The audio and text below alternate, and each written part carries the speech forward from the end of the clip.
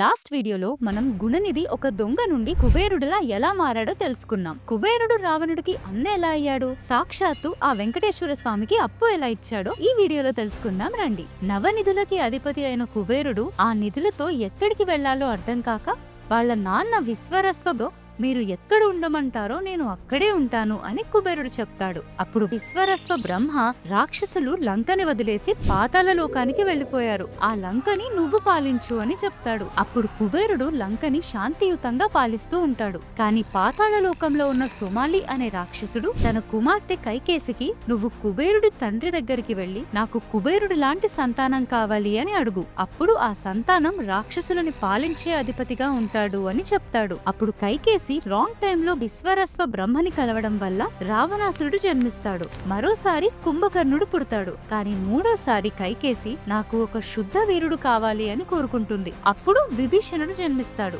Last లో శూర్పణఖ జన్మిస్తుంది. అలా వీళ్ళందరికీ కుబేర అన్నలాగా ఉంటాడు. ఇది ఇలా ఉండగా శ్రీ వెంకటేశ్వర స్వామి పద్మావతి దేవిని పెళ్లి చేసుకోవాలి అని అనుకుంటాడు. పెళ్లికి దేవతలు, ఋషులు అందరూ వస్తారు. భోజనంకి డబ్బు సరిపోకపోవడం వల్ల బ్రహ్మ కుబేర దగ్గర అప్పు తీసుకోమని సలహా ఇస్తాడు. అప్పుడు వెంకటేశ్వర స్వామి కుబేరుని పిలిచి రావి చెట్టు కింద 14 లక్షల రామముద్ర నాణాలు అప్పుగా తీసుకుంటాడు. కాని కుబేర ఒక బాండ్ రాయించుకుంటాడు, 100కి 10 రూపాయలు వడ్డీ అని. సాక్షులుగా శివుడు, బ్రహ్మ ఇంకా ఆ రావి చెట్టు పురుష రూపంలో సంతకం చేస్తారు. కుబేరుడు ఇచ్చిన అప్పు ఇప్పటికీ ప్రతి భక్తుని కానుక ద్వారానే తిరుపతి హుండీలో వడ్డీతో పాటు తీరుస్తున్నారు. కుబేరుడికి పార్వతీదేవి వల్ల ఒక శాపం లభిస్తుంది. అది ఏంటో మీకు తెలిస్తే కామెంట్ చేయండి. ఈ వీడియో కనుక మీకు నచ్చినట్లయితే మీ ఫ్రెండ్స్ అండ్ ఫ్యామిలీకి షేర్ చేయండి అండ్ ఈ పేజ్ ని ఫాలో చేయండి.